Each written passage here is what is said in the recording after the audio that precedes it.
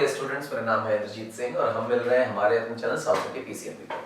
South city PCMB पर हम कर रहे हैं क्लास 12th और class 10th ICSE ISC board के बोर्ड एग्जामिनेशंस का पूरा कोर्स फिजिक्स, केमिस्ट्री, मैथ्स और बायोलॉजी का पूरा कोर्स करेंगे आपके साथ। एग्जॉस्टिव कवरेज, कॉन्सेप्ट सारे, बहुत सारे न्यूमेरिकल्स, बहुत सारी प्रॉब्लम्स, रिवीजन टाइम में, कम टाइम में पूरा कोर्स एग्जॉस्टिव कवरेज है। ये साउथ सिटी पीसीएमबी का नया कोर्स बोर्ड एग्जामिनेशंस के लिए है, ध्यान रखें।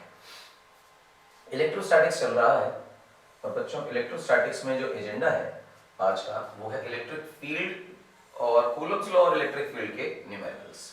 तो इलेक्ट्रिक फील्ड क्या है वो जानना है और थोड़े बहुत न्यूमेरिकल्स करने हैं। तो first of all electric field पर हम लोग आ जाते हैं। What is electric field? आइए, मान लीजिए कि आपके पास एक चार्ज है जिसकी वजह से इलेक्ट्रिक फील्ड कैलकुलेट करनी है। जिस चार्ज की वजह से इलेक्ट्रिक फील्ड कैलकुलेट करनी है इसे बोलते हैं सोर्स चार्ज। अब इसे फील तो कर नहीं सकते, इसलिए इसे एक्सपीरियंस करने के लिए एक दूसरा चार्ज लाते हैं जिसे बोलते हैं स्मॉल क्यू या क्यू नॉट, और इसे बोलते हैं टेस्ट चार्ज। और इस टेस्ट चार्ज और सोर्स चार्ज के बीच का कोई सेपरेशन है। इस सेपरेशन को हम लोग कहते हैं बेटा आर। कोई भी नाम दे सकते हैं, फर्क नहीं पड़ता। पॉजिटिव पॉजिटिव होने की वजह से आप पाओगे कि यहां एक शानदार सा रिपल्शन हो रहा है और इस रिपल्शन का नाम है बच्चों एफ। क्या नाम है? एफ। इस एफ को अगर आप देखें तो ये क्या है? ये है 1/4 pi epsilon naught Q Q naught over R square. देखो 1/4 पाई एप्सिलॉन नॉट तो कांस्टेंट है और थोड़ा बहुत स्पेस अरेंजमेंट बता रहा है। आर स्क्वायर, अगर तुम 4 पाई आर स्क्वायर को देखोगे तो स्फीयर बनेगा, बेसिकली एक स्फेरिकल सिमेट्री में इलेक्ट्रिक फील्ड बनती है, तो वो बता रहा है। क्यू सोर्स चार्ज के बारे में बता रहा है। आप ये सारी वैल्यूज एक साथ रखें और क्यू नॉट को अकेला करते हैं तो फोर्स जो हमारी है वो दो फैक्टर्स में बच्चों टूट जाएगी। एक तो ये जो स्पेस, ज्योमेट्री, मटेरियल का फंक्शन और सोर्स चार्ज के बारे में बता रहा है, और दूसरा ये जो टेस्ट चार्ज के बारे में बता रहा है। तो अब आप ध्यान से देखिए कि टेस्ट चार्ज का इलेक्ट्रिक फील्ड बनाने से कोई मतलब नहीं, वो काम सोर्स चार्ज का है। तो अगर हम टेस्ट चार्ज के फंक्शन को अलग कर दें तो वो चीज इलेक्ट्रिक फील्ड बन जाएगी। तो अगर आप देखें कि इलेक्ट्रिक फील्ड क्या बन रही है तो डिफाइन किया जा रहा है इलेक्ट्रिक फील्ड को फोर्स अपॉन टेस्ट चार्ज, और जब आप इसे डिवाइड लगाएंगे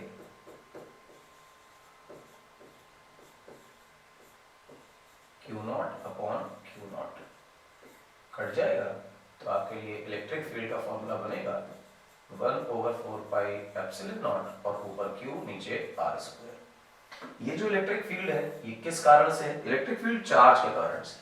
चार्ज तो बहुत तरह का हो सकता है, पॉइंट चार्ज हो सकता है, बड़ा हो सकता है, लाइन में हो सकता है, शीट में हो सकता है। क्योंकि हमने यहाँ पे पॉइंट चार्जेस की फोर्स लिखी थी, इसलिए जो इलेक्ट्रिक फील्ड निकल कर आ रही है वो भी पॉइंट चार्ज की वजह से है। तो हम इसे कहते हैं electric field due two point charge. और जो ऑलवेज ट्रू फॉर्मूला है वो ये force per unit charge. Force per unit charge लिखने का क्या मतलब? Electric field is force per unit test charge, यानी एक कूलम चार्ज पर कितना फोर्स लग रहा है वो उस पॉइंट की इलेक्ट्रिक फील्ड कहलाती है।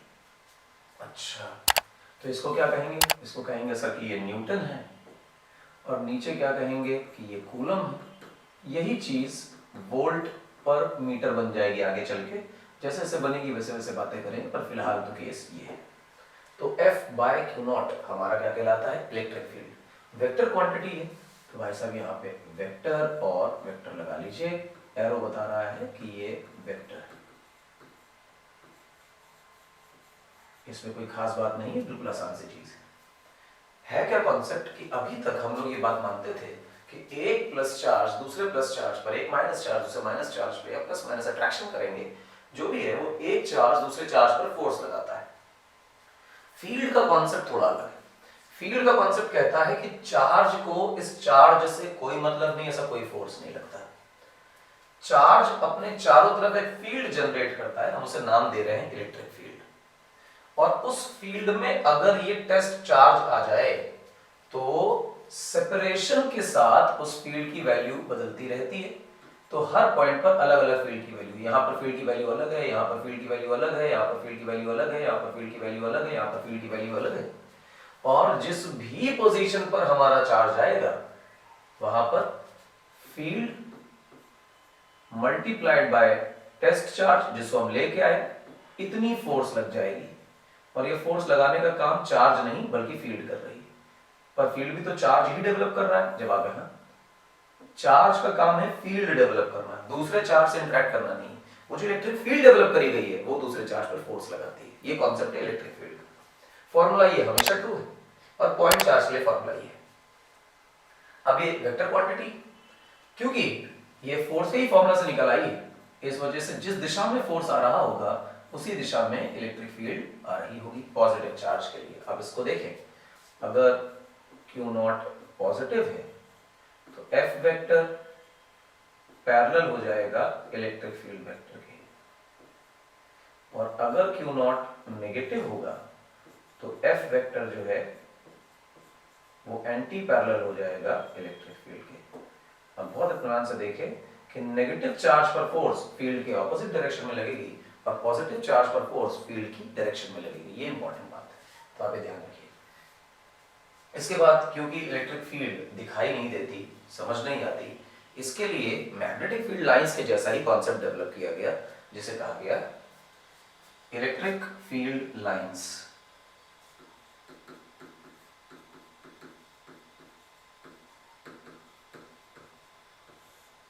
क्या है बेटा? Electric field lines. Electric field lines क्या होती हैं वो समझाने की बात है। इलेक्ट्रिक फील्ड लाइंस मान लीजिए कि कुछ ऐसे कर्व्स हैं, ये देख रहे हैं आप, आपस में कट नहीं करेंगे, टच नहीं करेंगे, वो भले ही लगे कि मर्ज हो रहे हैं पर वो वहां जाकर मुड़ जाएंगे, मर्ज नहीं होंगे, है ना? इस तरह से इनका एरो बना दिया गया और कहा गया कि कुछ भी करो यार, एक टेंजेंट पेंजेंट बनाने की कोशिश करो किसी पॉइंट पर, किसी पॉइंट पर, किसी पॉइंट पर, किसी पॉइंट पर, किसी पॉइंट पर, किसी पॉइंट पर, किसी पॉइंट पर। तो जब आप ये टेंजेंट्स बना रहे होंगे तो ये टेंजेंट इलेक्ट्रिक फील्ड की डायरेक्शन में आएगा। यानी कुछ ऐसे कर्व्स बना लीजिए, कुछ ऐसी लाइंस बना लीजिए स्पेस में, 3D में कुछ ऐसी लाइंस बना लीजिए जिन लाइंस में किसी भी पॉइंट पर, इस पॉइंट पर टेंजेंट डाला तो इस पॉइंट पर जो नेट इलेक्ट्रिक फील्ड की डायरेक्शन है वहां पर टेंजेंट आए, इस पॉइंट पर टेंजेंट डाला, यहां पर जो इलेक्ट्रिक फील्ड की डायरेक्शन है वहां पर टेंजेंट आ रहा है, यहां पर टेंजेंट डाला तो जहां पर इलेक्ट्रिक फील्ड है वहीं टेंजेंट आ रहा है। Draw such lines on each point of which the tangent shows the direction of electric field। ऐसी लाइनें बनाइए, ऐसे कर्व्स बनाइए जिन कर्व्स पे किसी भी पॉइंट पर अगर हम टेंजेंट ड्रॉ करते हैं तो उस पर्टिकुलर पॉइंट पर जो इलेक्ट्रिक फील्ड की डायरेक्शन होगी वहीं हमारा टेंजेंट आएगा। अगर ऐसा कुछ बना पाते हो तो कहा जाता है कि इलेक्ट्रिक फील्ड लाइंस बना लिया आपने। यानी कि सबसे पहली बात, ये आप बना रहे स्पेस में है नहीं, इसलिए ये चीजें इमेजिनरी। दूसरा, unbroken, imaginary unbroken curves at each point of which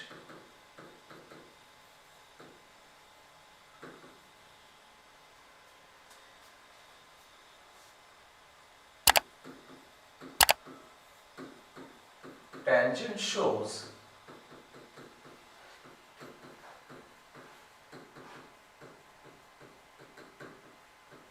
the direction of electric field। मेरे हिसाब से बहुत नॉर्मल सी बात है, ठीक है। कहा जाएगा कि जहां पर लाइनें बहुत पास पास है वहां पर फील्ड स्ट्रॉन्ग है और जहां लाइनें दूर दूर है वहां फील्ड वीक है। तो आपको कहा जाएगा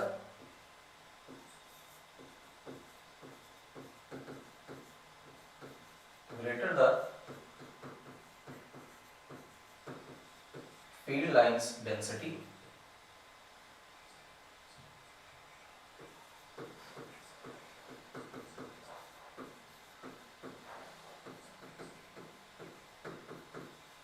greater is the E field strength.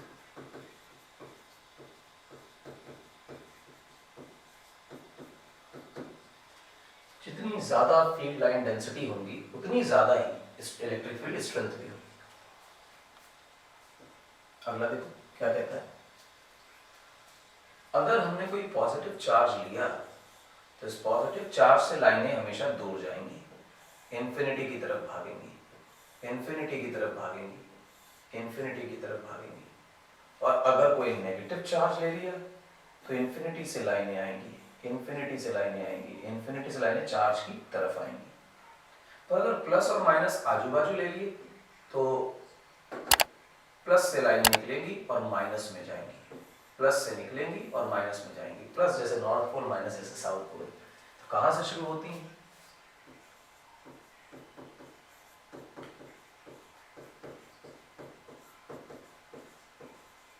From positive charge और इन्फिनिटी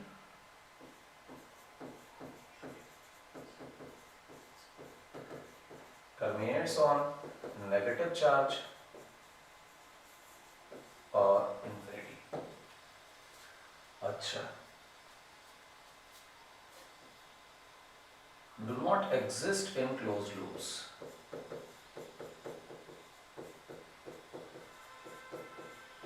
ये लाइंस क्लोज लूप्स में एग्जिस्ट नहीं करती। इंपॉर्टेंट कैरेक्टरिस्टिक्स बता रहे हैं आपको। Magnetic field lines close loop में एग्जिस्ट करती हैं और ये नहीं करती।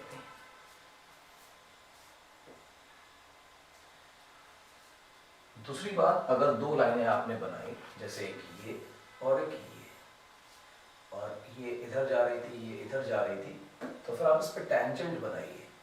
एक टेंजेंट यहाँ आपको मिलेगा और एक टेंजेंट यहाँ आपको मिलेगा। आपको इस बात की फीलिंग आएगी अगर एक ही पॉइंट पर जहाँ लाइनें कट कर रही हैं दो टेंजेंट्स मिल रही हैं और दोनों टेंजेंट्स बता रही हैं कि इलेक्ट्रिक फील्ड यहाँ है और यहाँ है। एक ही पॉइंट पर इलेक्ट्रिक फील्ड एक ही जगह पर हो सकती है, एक से ज्यादा जगह पर नहीं हो सकती। इसलिए इन लाइनों का कट करना पॉसिबल नहीं है। तो हम लिख लेते हैं lines do not intersect each other. एक दूसरे को लाइनें कट नहीं करती, बड़ा इंपॉर्टेंट है। तो अगर ये वाली बात समझ में आती तो बात खत्म होती है। ये है इलेक्ट्रिक फील्ड लाइंस जिनसे हम ये डिजाइन समझ पाते हैं कि इलेक्ट्रिक फील्ड कैसी है। फिलहाल आप समझें कि पॉजिटिव चार्ज के लिए इलेक्ट्रिक फील्ड कैसी है, नेगेटिव चार्ज के लिए कैसी है, कॉम्बिनेशंस के लिए कैसी होती है, वो देखें। इलेक्ट्रिक फील्ड पॉजिटिव से हमेशा दूर हो जाती है, away from the positive charge, repulsion वाली फील्ड।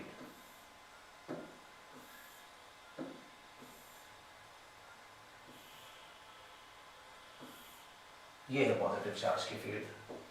आपके पास मान लीजिए सिर्फ नेगेटिव चार्ज होता तो क्या होता है? तो कुछ नहीं होता, लाइनें जो है वो इन्फिनिटी से चार्ज की तरफ आ रही होती, इन्फिनिटी से चार्ज की तरफ आ रही होती।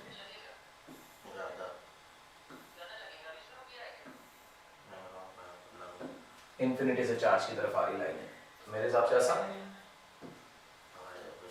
अब मान लो कि प्लस और माइनस एक साथ है, तो यहाँ से लाइनें निकलेंगी, नेगेटिव में खत्म होगी, यहाँ से लाइनें निकलेंगी, यहाँ खत्म होगी।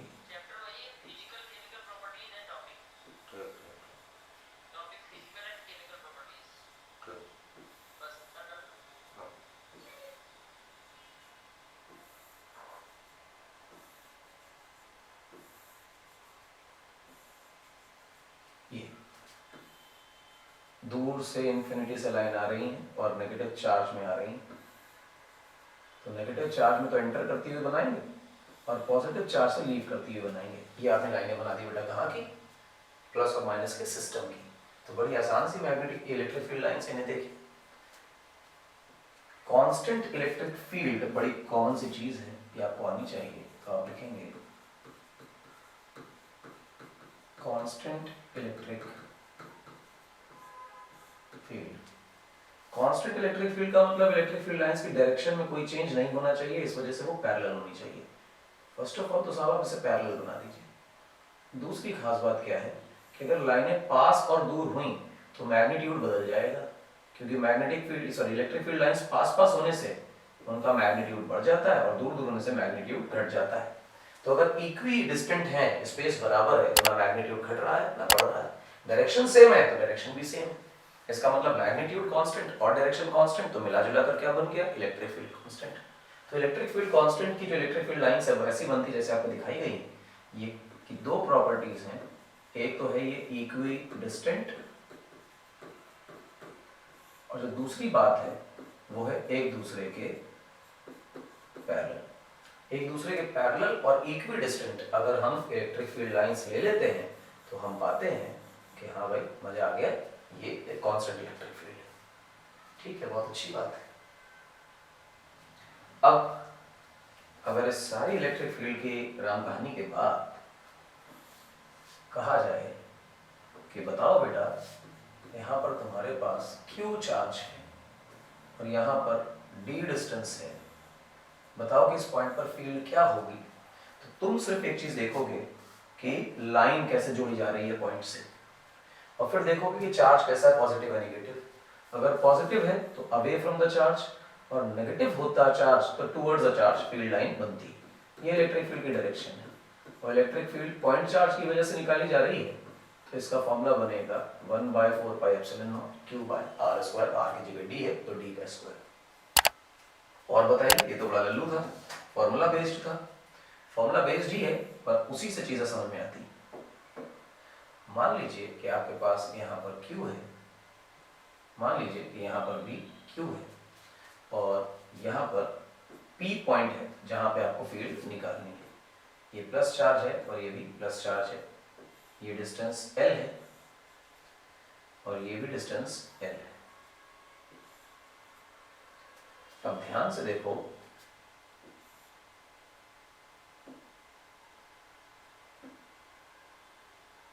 कि प्लस चार्ज ने away from the charge field create की, दूसरे वाले प्लस चार्ज ने भी away from the charge field create की, और दोनों की लाइन एक ही है, इस वजह से फील्ड भी एक ही दिशा में आएंगी और कहा जाएगा कि एक E1 है और एक E2 है। तो जरा पहले वाले चार्ज की फील्ड निकालते हैं। तो E नेट दोनों ऐड होने वाली क्योंकि सेम डायरेक्शन में है ना, चार्ज के साइन से मतलब नहीं, डायरेक्शन से मतलब।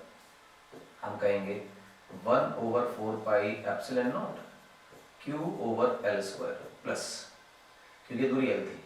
दूसरे वाले चार्ज की फील्ड देखो 1/4πε0 Q/ इस P पॉइंट से इस Q चार्ज की डिस्टेंस, अब L और L कितनी हो गई बेटा, 2L, और पूरी डिस्टेंस का होल स्क्वायर।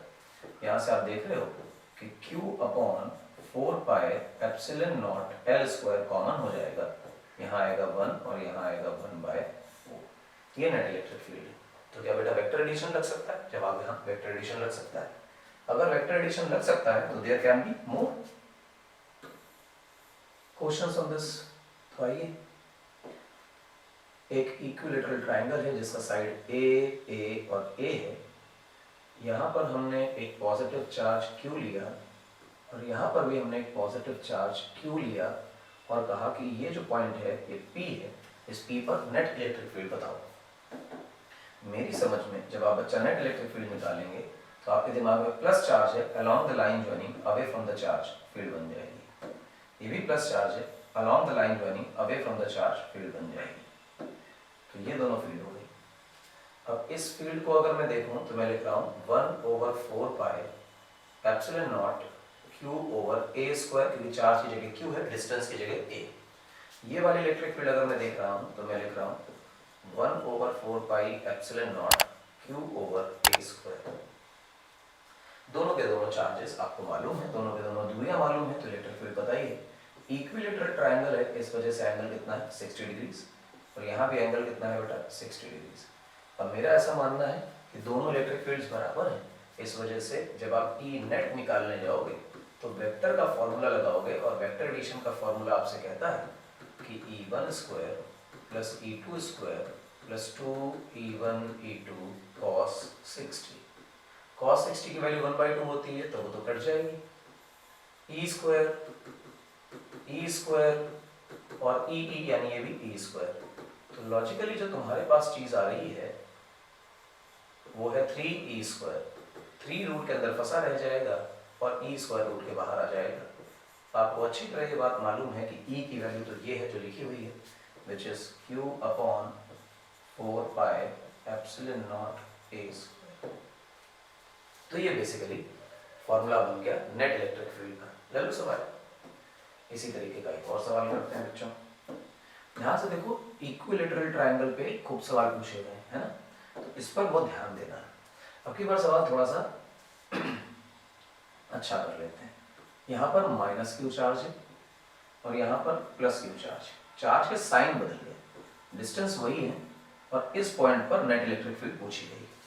तो आप क्या करने वाले हो, आप बताने वाले हो कि सर ये प्लस चार्ज है, away from the charge field बनेगी, और सर ये माइनस चार्ज है तो अट्रैक्टिव फील्ड क्रिएट करेगा, टुवर्ड्स द चार्ज फील्ड बनेगी। टुवर्ड्स द चार्ज बना दिया मेरे हिसाब से। हाँ, अब ध्यान ना, प्लस है तो away from the charge, charge से दूर, और माइनस है तो चार्ज की तरफ टुवर्ड्स द चार्ज फील्ड आती है। अट्रैक्टिव फील्ड क्रिएट करेगा, रिपल्सिव फील्ड क्रिएट करेगा। प्लस चार्ज की इलेक्ट्रिक फील्ड कितनी होगी, 1/4 pi epsilon naught Q over ए स्क्वायर, और यहाँ क्या होगी 1/4 pi epsilon naught Q over ए स्क्वायर। अगर ये इलेक्ट्रिक फील्ड ई है तो फिर बच्चों ये भी इलेक्ट्रिक फील्ड ई है, क्योंकि मैग्नीट्यूड तो आपको बराबर ही दिख रहा है। इसमें ऐसा तो कोई चमत्कार है नहीं कि अलग अलग बताना पड़े। अब क्योंकि इक्विलेटरल ट्रायंगल है, इस वजह से ये एंगल बच्चों 60 है और ये एंगल बच्चों 120 है। आई होप ये चीजें बहुत आसान हैं और बात बन रही। अब नेट इलेक्ट्रिक फील्ड चाहिए, तो नेट इलेक्ट्रिक फील्ड के लिए क्या करोगे, ई नेट इक्वल टू एक का स्क्वायर फिर दूसरे का स्क्वायर फिर 2 पहली वाली फील्ड दूसरी वाली फील्ड और कॉस, दोनों फील्ड्स के बीच में 120 का एंगल है, इसलिए कॉस 120। कॉस 120 की वैल्यू बेटा -1/2 होती है। तो अगर ये -1/2 है, इससे तो ये कट जाएगा और माइनस बचा रह जाएगा, तो ये बनेगा E square plus E square minus E square, plus minus cancel हो जाएंगे, तो हमारे पास आंसर ई आ जाएगा, which is 1/4 pi epsilon naught Q over A square. ये नेट फील्ड है। तो इस तरह से आपको नेट फील्ड का फॉर्मूला मिल जाएगा। ये बेसिक न्यूमेरिकल्स है, आपको ये आने चाहिए। चल अगले सवाल की ओर बढ़ते हैं। मान लीजिए कि आपको इस तरह का कुछ लाइन दे रखी, इस लाइन पर यहाँ पर कुछ पॉजिटिव चार्ज दिया है Q और यहाँ पर भी कुछ पॉजिटिव चार्ज दिया है Q, और ये दोनों अपनी अपनी जगहों पर फिक्स हैं। ये इंपॉर्टेंट बात है, ये भी फिक्स है और ये भी फिक्स है, और इन चार्जेस के बीच का जो सेपरेशन है उस सेपरेशन को हम L नाम दे रहे हैं, और कहा जा रहा है कि find location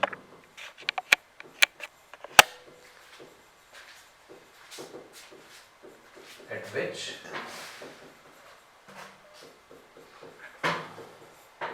net field is 0। वो लोकेशन पता करो जहां पर नेट फील्ड क्या होती है, 0 होती है। नेट फील्ड 0 पता करने के लिए हम क्या करते हैं, मान लेते हैं कि यहाँ पे नेट फील्ड 0 होगी। कहाँ होगी हमें नहीं पता, तो कोने वाले चार्ज से कितने डिस्टेंस मान ले बेटा, x। तो यहाँ से कितनी बच रही है, L माइनस एक्स। सवाल में अगर x का मालूम चल जाए तो बस यही हमारा आंसर हो जाएगा।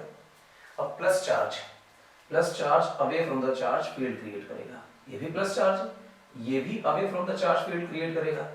दोनों की फील्ड ऑपोजिट डायरेक्शन में, अगर ये मैग्नीट्यूड में बराबर हो गई तो दोनों कट के 0 आंसर देंगी और वहीं पर नेट फील्ड 0 हो जाएगी। यानी कि अगर हम इस वाले चार्ज की फील्ड देखें तो वो लिखी होगी 1/4 pi epsilon not Q upon x square, और इस वाले चार्ज की फील्ड देखें तो क्या लिखा होगा, Q upon 4 pi epsilon not L minus x का होल स्क्वायर, और दोनों फील्ड को बराबर होना चाहिए तभी ये कटकर 0 रिजल्ट देंगी। तो 0 रिजल्ट के लिए Q से Q कैंसिल, ये कांस्टेंट से कांस्टेंट कैंसिल, एक्स स्क्वायर की वैल्यू जो है वो L minus X whole raise to 2 है। अब इसको स्क्वायर रूट ले लीजिए तो x की वैल्यू आ जाएगी L माइनस एक्स, इसको इधर ले जाइए तो x इक्वल टू L/2, यानी मिड पॉइंट पर नेट फील्ड 0 होगी। ऐसा पॉइंट जहां पर नेट फील्ड 0 आ जाए, ऐसा पॉइंट हमारे लिए कहलाता है न्यूट्रल पॉइंट। क्या कहलाता है, न्यूट्रल पॉइंट। और जहां पर नेट फील्ड बेटा जीरो है वहां पर फोर्स भी नहीं आ सकती। फोर्स का फॉर्मूला Q इंटू ई होता है। अगर इलेक्ट्रिक फील्ड जीरो है तो फोर्स भी जीरो है, यानी कि अगर यहाँ पर किसी पार्टिकल को, चार्ज पार्टिकल को लाके रख देंगे तो उस पर नेट फोर्स जीरो लगेगी। और नेट फोर्स जीरो लगने का मतलब कि ये तो इक्विलिब्रियम पोजीशन है, इसी वजह से न्यूट्रल पॉइंट्स को ही नाम दिया जाता है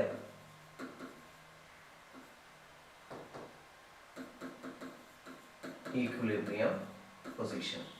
क्या नाम दिया जाता है? Equilibrium position. तो एक तो ये सवाल है, इसी का दूसरा वैरायटी करते हैं।